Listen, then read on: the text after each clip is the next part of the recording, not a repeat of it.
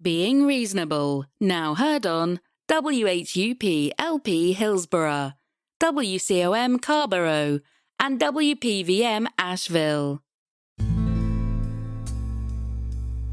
Being Reasonable comes to you from the WHUP studios in downtown Hillsborough, North Carolina. Please fasten your seatbelts. I'm Mark Solomon, and you are taking part in Being Reasonable, the weekly conversation show that focuses on how we've arrived on our steadfast views and our desire to know what is true. To participate in this friendly collaboration, all you need is respectfulness and an honest interest in the truth. We can all improve the way we form and consider our beliefs, and we can do so by being reasonable. 1, 2. On this week's show, we speak with Lauren Hall from Modern Day Hypnosis in Greensboro, North Carolina. Lauren discusses her belief in the power of hypnosis. So let's speak with Lauren Hall.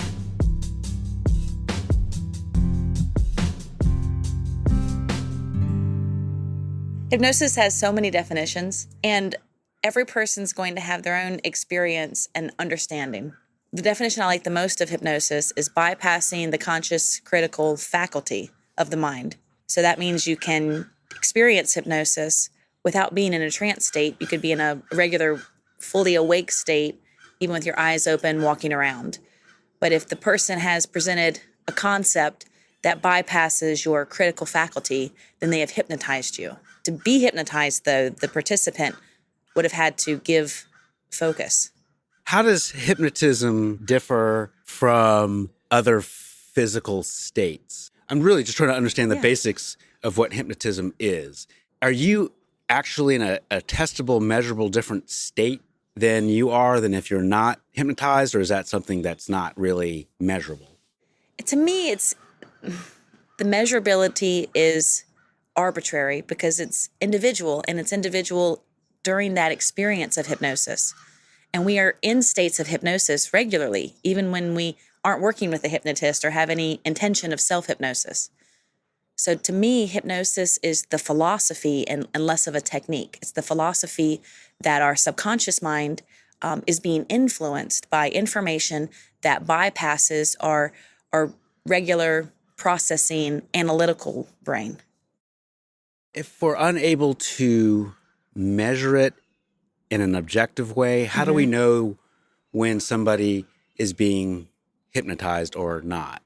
There are indicators of hypnosis. The hypnotic sigh, which is sort of when a person, takes a deeper breath out and you can see that their body language relaxes. Body temperature change, eyes tearing, even, eye movement if the subject's eyes are closed. These are signals of hypnosis. There are so many test indicators like depth testing, and I've heard even as many depth testing models as there are induction techniques, which those are endless. Is there a fundamental difference between someone who is hypnotized and someone who has been given a suggestion to act in a certain way or be in a certain state? I wouldn't say there's a difference. To me, that's the context of the use of that word. This person is in a state of hypnosis, or that person has previously been hypnotized.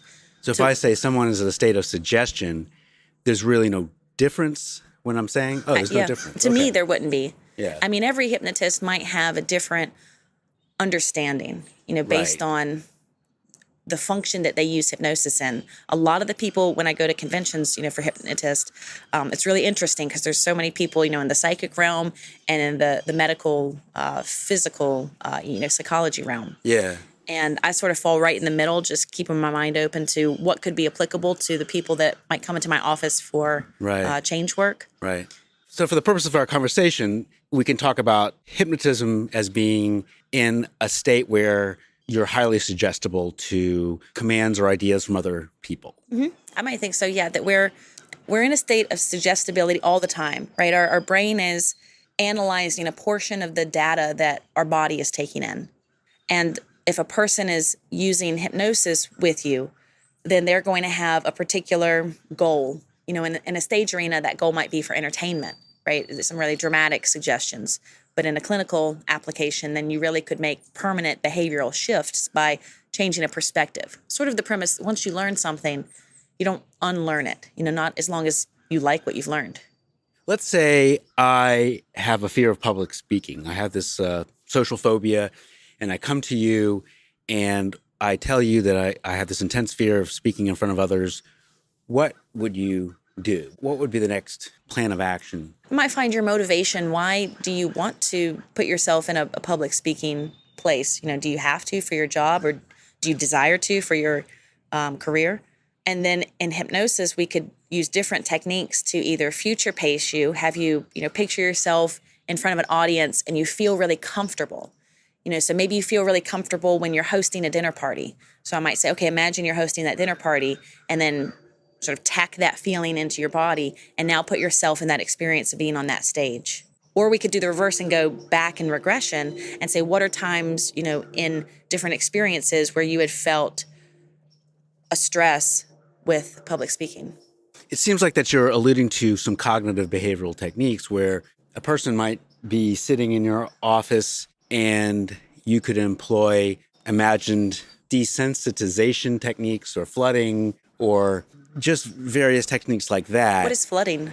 Well, flooding would be where if someone has a fear of public speaking and you make them go in front of a crowd of 3,000 people and public speak, and like you've done exposure that. therapy. Right. Okay, yeah. Right. That's yeah, not my exposure, technique. Yeah. Some hypnotists, that's their technique. And as a hypnotist, you need to employ the technique that most resonates to your constructs of beliefs. But in that situation, what is the extra that hypnotism is giving you? Like if you're employing cognitive behavioral techniques for someone to overcome, let's say, a fear of public speaking, what is the extra special sauce that hypnotism brings to the table? To me, the person making this decision has already set the momentum. And then as a hypnotist, I'm, in a sense, pressing an imaginary permission button in their brain. It's my belief that our brains behave differently when they're being observed. So when you have a person hypnotizing you, and I would explain it as I'm more dehypnotizing that person's beliefs and setting a construct for a new potential of things that are believable enough. Meaning you can create an experience and generate a feeling that produces a brain chemistry that puts the body into either a heightened state of this is a pleasure that I desire and it's pretty achievable. You confuse me with a little with a dehypnotization. I'm just really trying to understand what is the process, what is hypnotism doing for the person? And for example, if someone came to your office and maybe instead of hypnotizing them, quote unquote, you just asked them to go through a series of relaxation techniques. And then you started your maybe cognitive behavioral techniques. Right. What is hypnotism doing? What is the actual... To me, hypnotism would be the process. Okay. And not the process of the entire purpose on that meeting. They've come to this meeting to maybe give me a snapshot of what beliefs they have, what things they want, and then, in a sense, like a creative director, I'm helping collaborate with them a story that's just new and better. If someone came into your office and they said that they had an issue that they wanted to discuss, and instead of hypnotism, you said, what we're going to do is you're going to tell me your story, and we're going to reframe your story. We're going to change your story, and we're going to make it different and more palatable for you. Am I discussing hypnotism or am I discussing something else? Yeah, it's hard. That's hard to say to me. It's hard to define which of those crosses the border of another labeled therapy service. Trying to follow you. Okay. I'm trying to get there. I'm really, and I apologize because it's my... It's not you. No, it's me. I have to explain. If I'm not being clear, it's me. No, trust me, it's me because I really try to, in my mind, for me to understand what hypnosis is, it helps me to distinguish from what it's not. Because if I know what it's not, then... Well, yes, and I love that you want to know. And fortunately, for people who want to work with me to do hypnosis, I tell them you don't need to know. It doesn't matter to know anything even about it. I might tell them some things to ease them, but it's hard to explain because there's so many different opinions. Hypnosis to me is not a state. Hypnosis is the philosophy that we are suggestible, and suggestibility heightens at different states. It sounds like hypnotism can be what you want it to be. It can fall under a lot of definitions and do different things, and we're not sure why exactly it works. True. We aren't sure why it works, but I disagree that it can be whatever we believe it to be, because to me, it just is this way that our brain interacts with all the ideas it has about factual past experience or perceptions of past experience, even future projections. All of that, even our present awareness, is happening so simultaneously that our brain has created these rooms. And maybe hypnosis would be our personal decision or someone outside of us influencing us to go into a specific room. All the rooms always exist, but you can only be in one room at a time. So you are being hypnotized to be in that room. So it does seem like there is at least a few premises that it rests on, that our brain functions in some sense of using different rooms, right? Well, that was just an analogy. Okay. I mean, that's not one that I've used before. Okay. And as a hypnotist, analogies are somewhat of my realm, so I can give more analogies to understand it. And defining it is really fun because it's really pushing us to put the appropriate analogy into an understanding of how hypnosis exists, right? Is that sort of what you're hoping to hear? Like how hypnosis is a segment that exists, because what does it do, and meaning what does it not do? Well, yes, I think what you're talking about brings up what I'm trying to figure out, that if hypnotism can be this and it can be that, and it's difficult to define, how do we know it exists? Most people might not know it exists. They might think it's something that some people are doing to other people, and it's not in my life, and I'm never going to do it. I couldn't be hypnotized anyways, even if I wanted to or needed to. But I presume that you believe that it's real, that it's true, that it's objective, this is some universal truth in the world. I do, yes. That if we didn't exist, you and I, hypnotism would still work. If we did not exist? You and I. But hypnotism would work regardless of us. Hypnotism is working even if we weren't aware of it. Animals are hypnotized.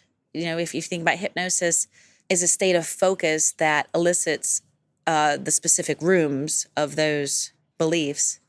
What if I told you that I like to put people in golden states, meaning they feel cool, they feel great about themselves. Golden states. I'm just making this up. Okay. And people come to my office and I'm saying, I'm going to put you in a golden state and you're going to feel better afterwards. And animals can put each other into golden states, meaning other animals can make each other feel better about themselves, let's say. When I'm saying that, am I saying anything different than if I'm putting somebody in a hypnotic state? Or am I just not understanding what a hypnotic state is? Well, a hypnotic state usually does feel euphoric, but I would think in that context, the hypnosis is the process and the golden state is the result. So you aren't putting people in a hypnotic state, you're putting people in a golden state, but hypnosis is putting people in a golden state. So what's the process then that is differentiating that? The intended outcome. I mean, you've talked to this subject or client and you said, this is the goal, the outcome, this is what we're about to do. Yeah. So what distinguishes a golden state from a hypnotic state is telling the person whether they're going to enter a golden state versus a hypnotic. Right, because a hypnotic state doesn't have a context. If I tell a person, I'm going to put you into a hypnotic state, they might think, and then what? You know, or what is that like? How am I going to feel? And if I say, I'm going to put you into a hypnotic state and it's going to feel amazing, then I'm really putting them in an amazing state using hypnosis. Okay. using suggestive therapy, using a focus with their mind to help them get into what they individually perceive as being awesome, right? For some people, awesome might be safe, coddled, warm. For other people, it might be, on a beach, a private island. If I tell somebody that I'm going to put them in a golden state via suggestibility, then am I talking about hypnotism? Yeah, you are. I would say you're about to do hypnosis. Okay.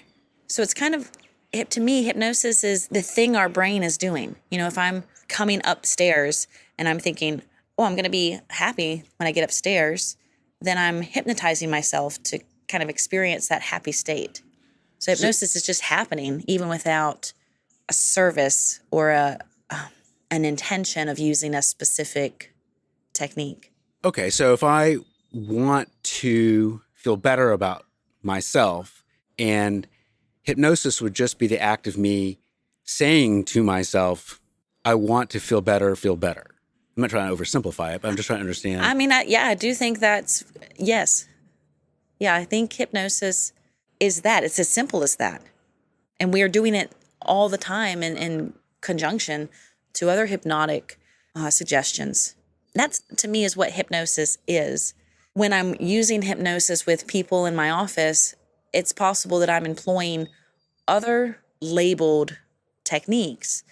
But because, to me, there are 200 words to describe basically the same thing, which is hypnosis, then I'm just calling all of those things hypnosis. I mean, I'm not practicing outside of my licensing, but I'm using whatever is most appropriate for the person in front of me based on the goals they want. Are there things that hypnotism can do versus can't do? There are definitely things hypnosis can't do because you cannot hypnotize a person to their avail. They have to want to be hypnotized. They have to participate. They may not want the exact same goal, and that's where, a normal way hypnosis is portrayed, which is with like negative cult leaders who have abused people. And it's true that they were using hypnosis, but they had also an ongoing relationship and, in a sense, kind of beat this person into submission. But most people... If I wanted to use hypnotism for ill, could I?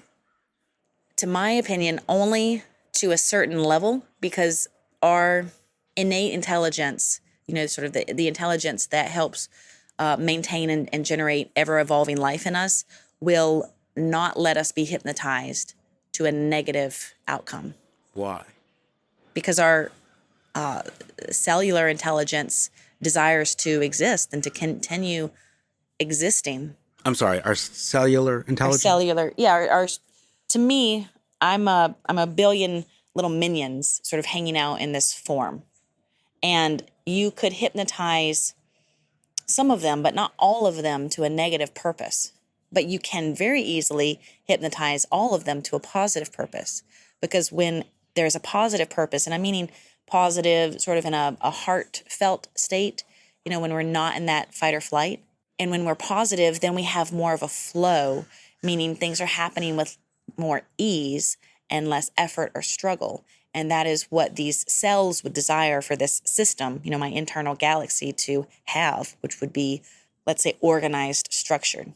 So I had a conversation once with a client who's a great friend now, and there are things that I'll say with just different clients that they just come out of me. It's not thoughts that I had previously. So to my opinion, these people are pulling these thoughts out. Their intelligence is just being reflected on my non-judgmented form that's holding awareness on them.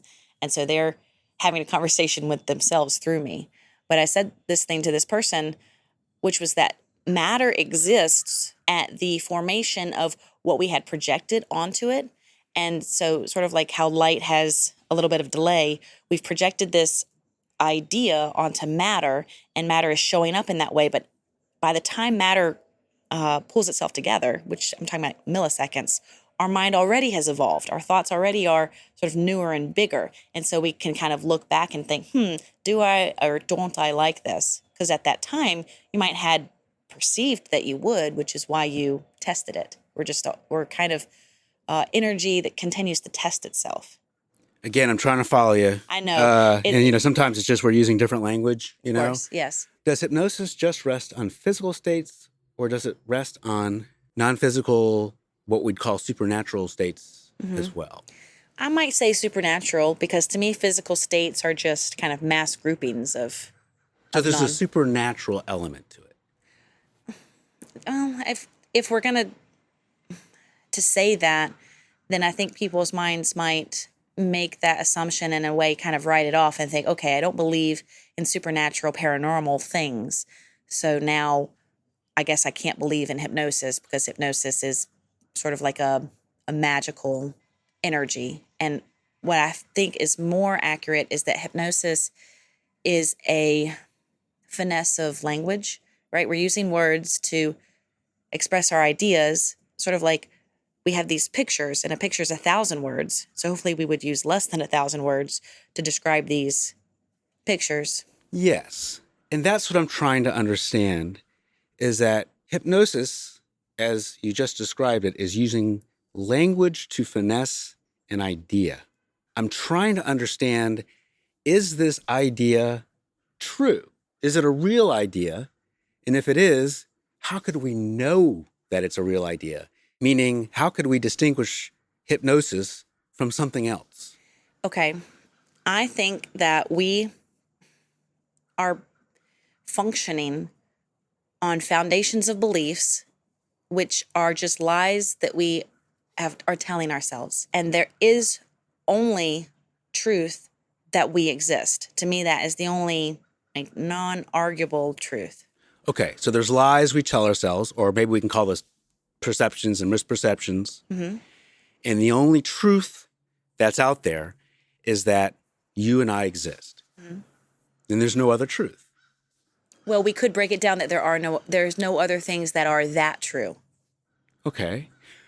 So you've heard the show before, and you might have heard this example. I have a number of chickens running around my yard. There are an even or odd number of chickens. I might not know the answer. You might not know the answer. But it could be said that there is a truth there, a universal truth about how many chickens there are. A universal truth? Mm-hmm. So the whole universe is aware of how many chickens you have in your yard, and you'll have a belief, right? I'm sorry, back up. There's a whole universe. Well, you said universal truth, right? So that Yes, means meaning whether we exist or don't exist, or we live or don't live, we don't matter. There's going to be either an even or odd number of chickens out there at a certain time. Okay. Is that a truth? Well, because what to me, we could say, what is a chicken, right? When does the chicken's essence end and the external environment begin, right? We could think, well, really, we're all just floating atoms, right? Molecules in movement. But I think that philosophers could argue a theory that there are actually infinite and singular, right? There's two dual perspectives of chickens. So there could be a scenario where there is an even number of chickens for you in the yard, but there's an odd number of chickens for me. I don't see why not. Yeah. Of course we could have different... And they'll both be equally true. Yeah, even if I had them all here and I'm counting them, you could have... You choose to believe whatever you want. Or maybe... That we could choose to believe with whatever we want. But I want to know a universal truth. What is true in the world? Mm-hmm. And I am coming from a presumption that there might be an even number, there might be an odd number, but there is a truth out there in the world that is waiting to be discovered, that to be true. And I think you're telling me that truth doesn't work that way. To me, it doesn't, because you're trying to define a number. And if you have, say we have every person on the planet come and make their opinion on how many chickens there are so that we hear conclusively what the majority belief is. What does somebody's opinion about how many chickens are in the yard have anything to do with how many chickens there are in the yard? Well, I'm saying their opinion because they come here, they count the chickens, and they say, it is my opinion, my belief, my observation, my reality that there are this many chickens. But does their opinion, their reality, does that have any effect on how many actual chickens there are in the yard? No, it is their individual perspective. Yeah. And if we're going to work to have a unilaterally understood construct, then we would need to know why. Why do we need to know how many chickens there are? Does does an even number of chickens mean a good thing? How does knowing why we need to know that answer affect that answer?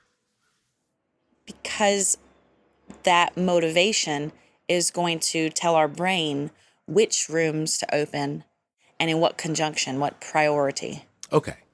So this is helpful. I think I am starting to understand how you see the world. Good for me that I can explain it. Because these are And I think as non-physical. it was more a failure of my understanding. I do apologize. Not at all. So I think as we're drilling down to what you're explaining about hypnosis and hypnotism, I think why it's been hard for me to understand where you're coming from is that you are describing hypnosis as a truth, but a personal truth, a subjective truth, a truth that works for you and for other people who have agreed that it works for. Absolutely. Yes, I do think hypnosis is a truth that we all are experiencing, whether or not that is intentional. We're all experiencing, so hypnotism is true for me, whether I believe it or not? True. Okay, so then it's a universal objective truth. Okay. Is that universal objective truth, I'd have to... means that it's true for everybody, regardless of what you think about it. Yes. Okay, so it's a universal truth. Yes. But you're telling me hypnosis is a universal truth, true for everybody, regardless. Counting chickens in the yard is not a universal truth, that you can come up with different numbers of chickens in the yard and both would be true. So what would distinguish in that sense hypnotism and chicken counting? Why is hypnotism a universal truth, like true for everybody? There's something that's really true about the world, yet a simple question of even or odd chickens, right, that's a subjective experience. Tell me if this answers that. Hypnosis is, and counting chickens is something you do. So hypnosis is truth because hypnosis is just a process. I was thinking maybe hypnosis like breathing. It's just a thing that you are doing. If hypnosis wasn't true, if it wasn't correct, if it didn't reflect the universal truth state of affairs, let's say, how could we know that? How could I find that out? Is that possible? Well, you can, which they have done. A psychologist would go to, hospitals or something and use a hypnosis script and not get any result, especially not any expected result. So they might conclude from that experience, hypnosis isn't real, hypnosis doesn't work. So if somebody did that and the results showed no results or, then hypnotism or hypnosis wouldn't be real. Well, there's a case study, and I think it defines the word nocebo. Instead of placebo, which is your belief, nocebo would be the practitioner's belief. And in this case study, the medical doctor believed hypnosis could work for curing warts. So this person had warts all over their body, and this person, being sort of a science mind, said, let's do factual testing. You're being hypnotized to only have warts removed from half the body. And it worked. Half the warts went away. He went and talked to his supervisor, and the supervisor says, well, no way was it this warts. It must have been some other, illness. Right. And this medical doctor didn't believe hypnosis would work for the medical illness. He had read that it would work for warts. Okay. So now that he no longer believed hypnosis could do anything to help this person, the person lived the rest of their life with half their body covered with these lesions. So the power of belief of the practitioner who's facilitating the hypnosis is very important, more important, in my opinion, than the belief of the subject receiving the hypnosis. But that's just in the hypnosis or hypnotist-client relationship, because we can do self-hypnosis even on our own without anyone else's influence. And, media, our past experiences, all of that also hypnotizes us. But that can happen while we're alone. So it sounds like in that example, you're giving me the chicken example in the sense that if I believe that there are an even number of chickens and you believe that there's an odd number of chickens, in some situations it could be more important what you believe, that there are an odd number of chickens than what I believe. Well, depending on which of us is more influential. right? We could, I'm sure, convince through persuasion or harass through aggression the other person to accept our beliefs. And then, like I'd said, with some of the deeper states of hypnosis, hallucinations, I actually could have your mind perceive the amount of chickens that I've told you to be accurate. But what too if we consider that, the female chickens might have the eggs, or the male's chicken might have, however they're making babies, I don't know the process of chickens. But then we could say, okay, yeah, there's 10 or 11, 12 physical chickens, but how many, other chickens really are there? Because how are we going to define the chickens? Are we going to define the chickens as being this shape, this size, this age at this space? Right. And then when I was talking about a universal truth, I think you're discussing what I'm discussing, that, let's say there's 12 chickens out there, but there's 4 fertilized eggs in utero. And even if there are 4 fertilized eggs in utero, wouldn't that truth still be true for both of us? I would think so, yeah. I don't think we would disagree with that. So I'm trying to understand, we can change the conditions of how many actual chickens there are or chickens that are growing. I don't think does that matter? I don't think it does. Okay. I mean, then we would be in an argument of semantics, right? How are you defining a chicken? What purpose do we need for counting these chickens? Is it a factual number that we need, or are we just in the context of, are there enough chickens or not enough chickens? Yeah, I just, I'm so sorry. No, you're fine. I just, because in my mind, all those questions don't matter to how many chickens there are, right? I mean, all those questions of what the purpose of the chicken and the color of the chicken and what, there are. Yeah, they don't. Yeah. It doesn't matter. That doesn't matter. Okay. But if you want to ask a question, you should probably be ready for people to have a different answer. Okay. Yeah, but I just want to know if it's true. I want to know. Well, then that would mean you have an anticipation for a universal truth, right? You want people to agree. Well, I want to believe in universally true things if it's a universally true thing. And that to me is where, because we are all so beautifully unique, the only universal truth is that we exist.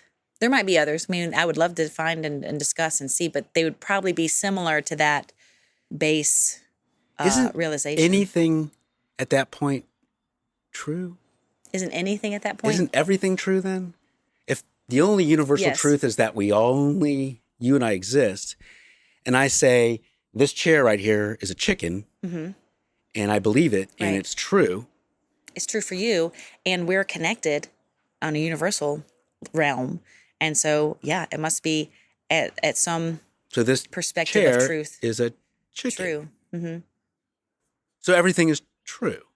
Yes. If everything is true, how do we evaluate information at that point? How do we know? We have to, in some way, confine information to observe it, because information is always evolving. And so we genuinely couldn't capture all information. Yeah. So we are going to take a segment of information and analyze it and make a construct of beliefs. So then we literally can turn over any interpretation of truth, as creative as our minds could be. It could go on for infinity.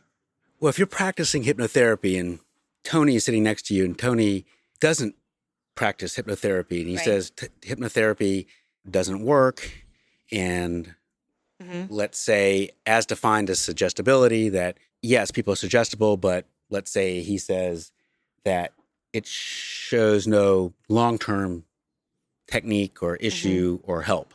Whatever your belief is about hypnotherapy, his is the opposite, let's say. Since truth is personal and subjective, it would seem that we would have no way to evaluate both claims. You are listening to Being Reasonable on WHUP. We continue our conversation with Lauren Hall as she discusses her belief in the power of hypnosis right after this short break. Hi, this is Mark Solomon, host of Being Reasonable.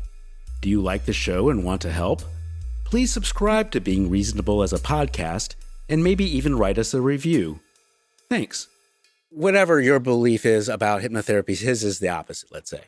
Since truth is personal and subjective, it would seem that we would have no way to evaluate both claims. And this is where, to the heart math, from what I understand, we vibrate at a frequency.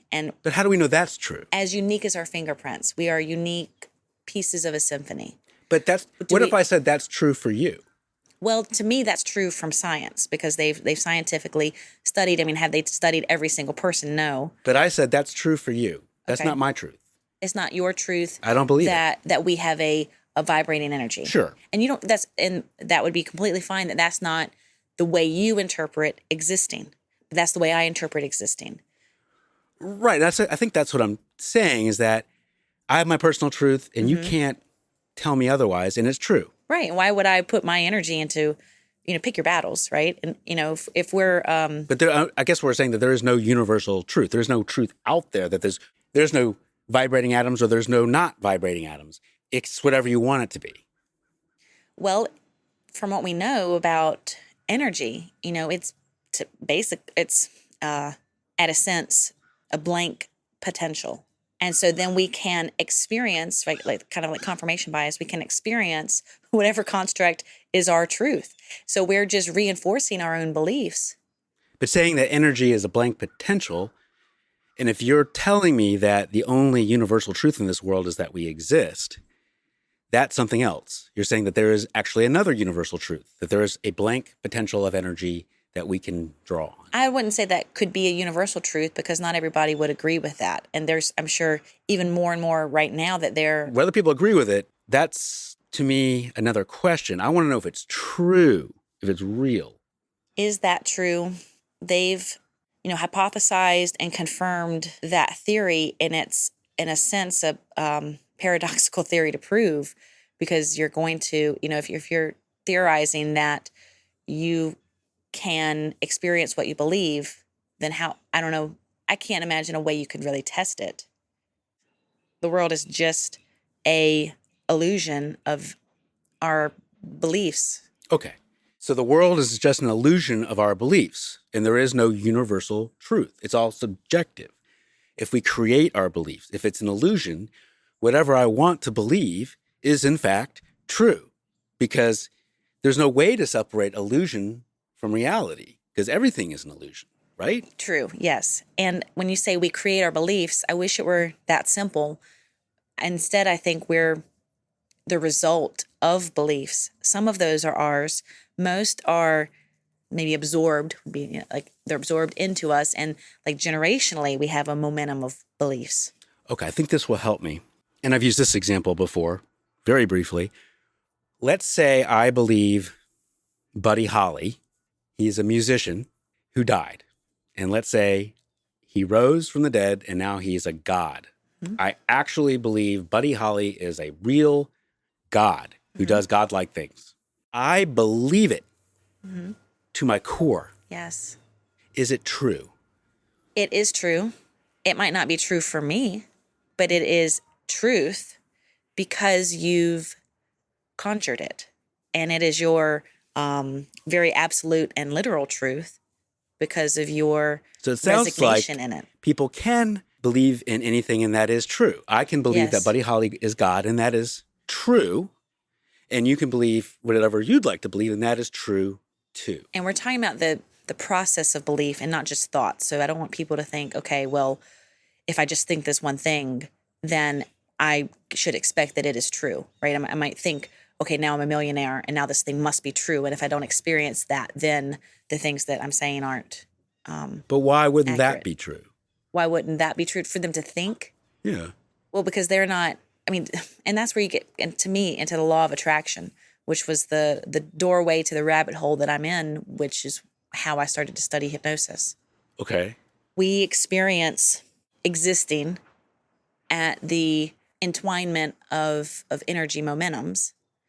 And so we can... Is that something that is true for you? That is an analogy that works for me in my... So that's just an analogy. Mm-hmm. Okay. Yeah, that to me is a way that my brain can physically interpret an idea of how we are existing.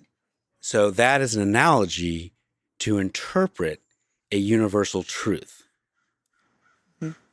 And what is that truth? Well, that truth was that we are existing and that we can be in control. We are, at a sense, free. But I think about us as so a sea urchin. So all those tentacles are experiencing their individual life, right? They feel that current. They ate those nutrients. Okay. But as a whole unit, they are experiencing. They might not be conscious of what one of the spikes at the other, side of the urchin is feeling.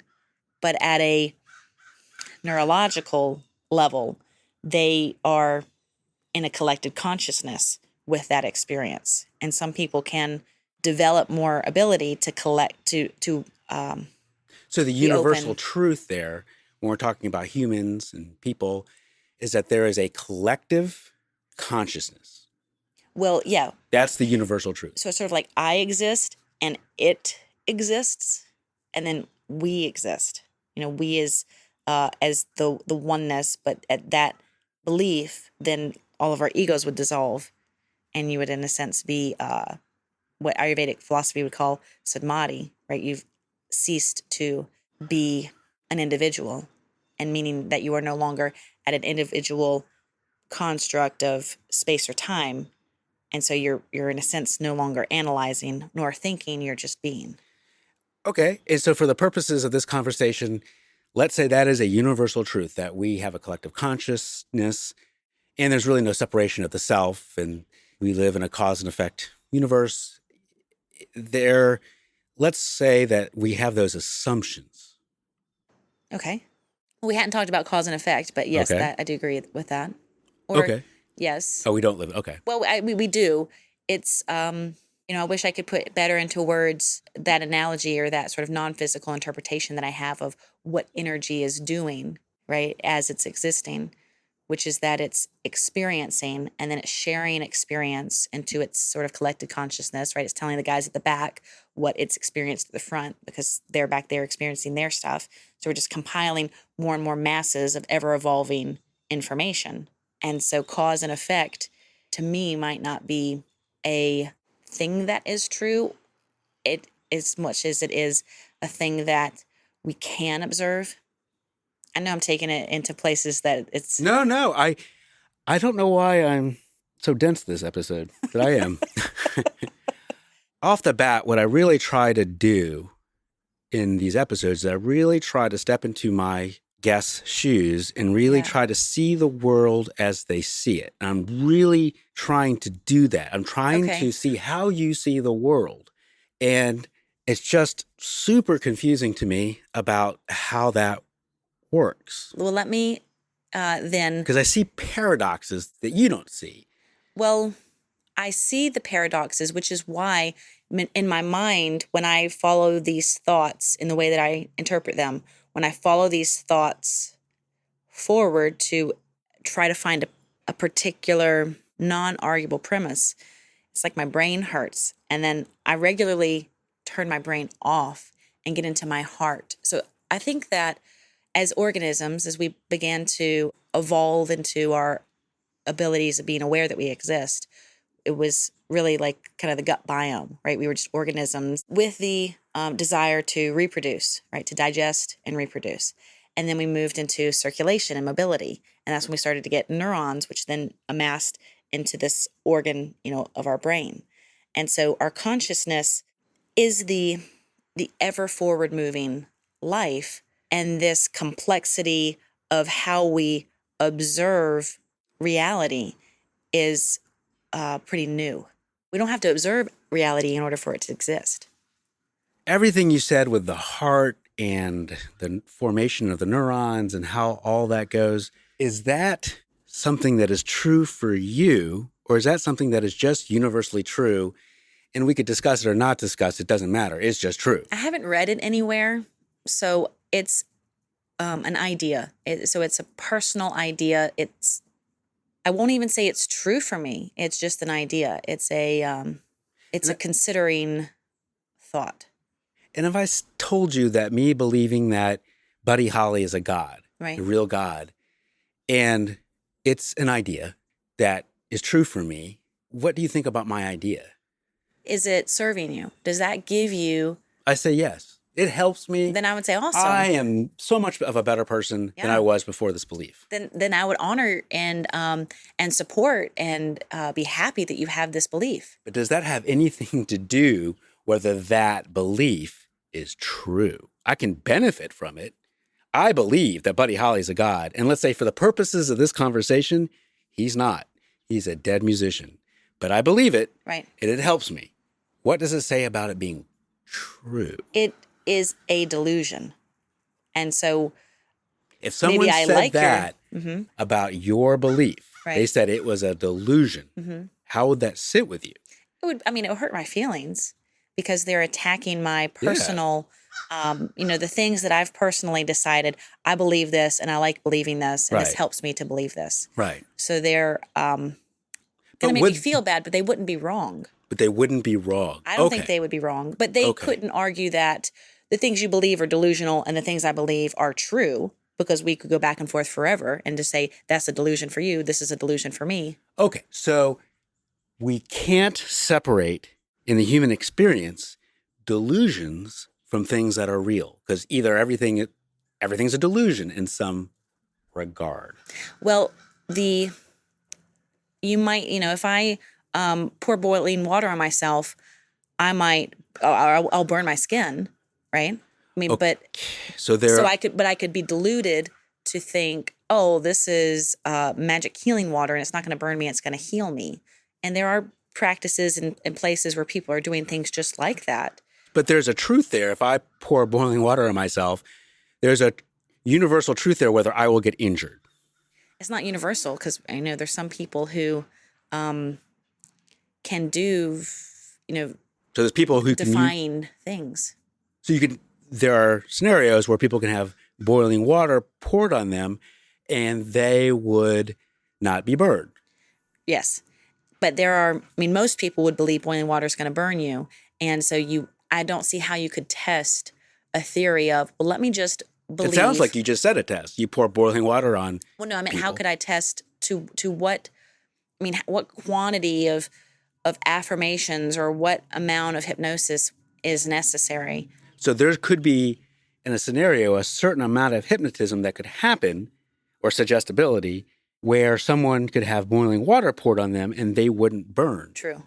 Could there be a scenario in hypnotism? Let's say Jack, who's sitting next to you, very unfortunately, Jack lost his leg in a war. And he has one leg now. And he's doing the best he can. And he comes to you and he wants to grow his leg back. Yeah, I'm so glad you asked this. Could I wonder. He grow his leg back with the appropriate type of hypnotism? I believe it's very possible. I don't know anybody. I've never come across any study. To me, with everything that I've come across and learned, I do believe that is possible. There is a lot of collected consciousness that it is impossible. And so there's a book called Energy Matrix, and he puts this point together very clearly, which is that the power of your beliefs has to, in a sense, work with the power of the collected consciousness beliefs, or else you better spend a lot of time meditating on a mountain with that belief to generate sort of the heart dominance, the heart variant, the heart strength dominance. So what does the number of people who believe that Jack can grow his leg back have to do whether Jack can grow his leg back? Well, it's like the heart math, the study, they'll put people who have a very dominant heart coherence into metropolitans like New York, and they have a high coherence, sort of like a sentient peace state, and they go into a congested area and then crime drops. So that one person has influenced several thousands of people. So basically what you're saying is that if a lot of people believed that Jack could grow his leg back, then Jack could grow his leg back. Could we test this?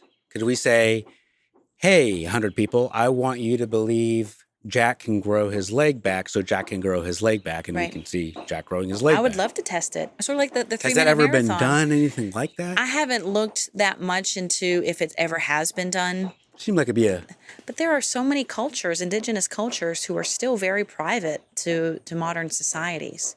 And these cultures have a huge respect for energies and natures and rituals and etc. I believe they're probably doing things like that right now because we know that they can reset bones and they can break bones. So it sounds like this is quite testable, that Jack, who wants to grow his leg back, we could come up with a test. We can come up with a way to see if this is a true belief, if this works. Right, but based on kind of like the confirmation bias, right, or the observer effect, it might be a challenge, but not an impossible challenge, but it might be a challenge to have people who do factually believe it and not just sort of cynically want to see if that test can be unequivocally proven to not Okay, happen. so that sounds like then that's not a test, because it could be the scenario where you have people who quote unquote believe it, but don't really believe it. Because wanting is not believing. You know, Jack, I'm sure, wants his leg back. But even that premise of him saying, oh, wow, I really wish I had my leg back. So are we saying is that there's the no construct. test then? Well, because Jack is wanting his leg back because his leg is gone. And what the, I guess, let's say energies have to hear is that the leg is there. Okay. But what I'm hearing you saying is that we devised a test, but that test is not really a test. That's not a way we could find out whether it works or not. Because if it doesn't work, we could say that there is a reason why it doesn't work. I'm trying to think of a scenario where we could have people believe that it works. And if it doesn't work, not saying that's the case, but if it doesn't work, then we would be satisfied that it doesn't work. I would not be satisfied that it doesn't work. Is it useful? I'd be satisfied that it didn't work at that testing. Is it useful to believe in anything? Wouldn't it be useful for Jack to have hope? That can't be shown to be false. Is it useful To for believe in anything? anything at all that can't be shown to be false. Because if it can't be shown to be false, then how do you know it's true? I don't think it's useful because, in a sense, it's challenging all of the assumptions that our body has sort of made in order to exist. And so if you take away all of that, then it might be at too much of a stress state because we get really stressed with the unknown. And again, so it seems like there's just no way we could know if it was false in this scenario. I might think with us as evolved as we are, Because I'm going to tell you, we can have an intuition. if we did some sort of test with Jack in hypnotism, and if Jack grew his leg back, not only would I completely understand how important hypnotism and hypnosis is, it would probably change everything I think about the world. I would have a cognitive breakdown because would be such an amazing thing to happen. I've never seen it before. I've never seen, maybe you've seen people grow limbs back. I've never seen it. And if that had happened, I saw somebody and he's right in front of me and he did not have a limb. And then a few weeks later, he had a limb. That would be amazing. Well, we could get a little into the Mandela effect where it's so many amazing things are happening, but our brain can't process it. It challenges too many of our paradigms. And so we just are in a state of delusion, hallucination that, oh, Jack, I must have thought you lost your leg, but you never really did. So this has happened. Like people have grown their limbs back, but it's been so cognitively stunning for people that they're unable to put their head around it, so to speak. And that's why they don't synthesize it into their normal pattern of thinking. That to me sounds accurate. Is that testable? It's somewhat testable because there are very academically, intelligent, credible people who have studies and groups where they talk about phenomenon that they personally have experienced, or they bring in other masses of people. And, you hear several thousand people talking about they've seen this or they've experienced that. We can't discount it, but because we can't, most our brains won't allow us to believe it, we just brush it into the background. So Jack is sitting next to you. He's lost his limb, unfortunately, and he is desperate to grow his limb back. He wants to be like other people. And if he came to you, what would you tell him about what hypnosis could do for him? Well, I would not say, hey, Jack, we're going to get your leg back. just sit still and watch it grow. Why wouldn't you tell him that? That would be a challenge for him to believe. And once we got past that challenge, or if we got past that challenge and he did believe it, So the weakness and then I is couldn't that deliver it. He was not believing in it strongly enough. Well, nobody would believe that's possible because that's not what we're doing in hospitals right now. Well, he wants it to happen, and he's coming to you for that to happen. So he's ready. He's suggestible. He wants it to happen. Right. So it'd be easier to think about like weight loss. So, because that's something that comes in every day. People want to lose weight. And instead of me saying, okay, well, I'll hypnotize you to go to the gym and stop eating cake.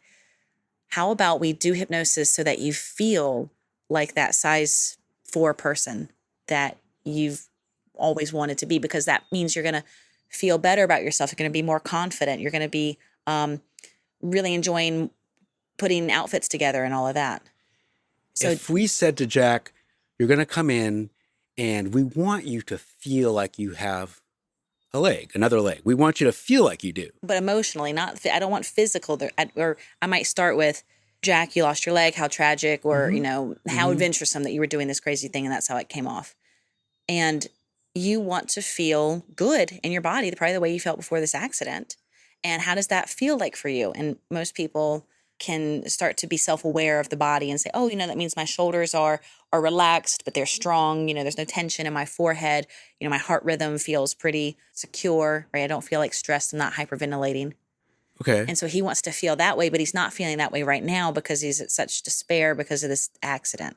And so I'd say, okay, why don't we get you to feel into that good feeling state, right? Here's some imagery. Here's an anchor. Now you feel this way. And then he'd be ready to grow his leg exactly, back. because then the functions of our body would be most efficient at distributing, the cells and all of that. And so to me, it'd be not the brain's decision of is the leg getting built again, but the body's decision. The body would kind of be like, to me, a boardroom of analysts. Well, how much energy is it going to take? What's it taking energy away from? Can we really get by without this leg? So if hypnosis worked in this situation, it would be because it worked and he grew his leg back. And if it didn't work, it would be because the body has told itself for it not to work for whatever reason. Yeah, I'd say yes. That is what I was saying. Our body is so fascinating and considered to like the 3-minute mile. No one thought we could. No one thought physically that the body could function at that rate. And then it does. And then everybody, or not everybody, but, a lot of other people can confirm it. 3-minute mile is pretty darn fast. What if I believe Buddy Holly is a actual god and I pray to Buddy Holly, let's say, for Jack's leg to grow back? Okay. And if Jack's leg grows back, to me, that says Buddy Holly exists and is a real god. And if Jack's leg does not grow back, then that tells me that something about Jack's body has told Jack's body not to grow his leg back. You're right. And it's told you that thing based on that one experiment in time, and then you could test that experiment again and again. So I would say scientifically, you can't conclude that it's not going to work. It just didn't work at that test run. So it sounds like we can do any sorts of tests. Oh, yeah. But it doesn't matter because we can interpret the test any way we want. Yes. And through any lens we want. So it doesn't sound like we should be doing any sort of test at this point, because no matter what the test is, it can be looked through the lens a person wants to look through. Yes. I could look through a lens that says, well, I guess Buddy Holly is not a real god, and that would be true. Or I could look through the lens of, looks like Jack's body doesn't want to heal. Sounds and that complex. would be true. Mm-hmm. From the WHUP studios in downtown Hillsboro, North Carolina, I'm Mark Solomon, and you've just listened to another episode of Being Reasonable. Questions? Thoughts? Connect with us at beingreasonableshow.com. See you next week.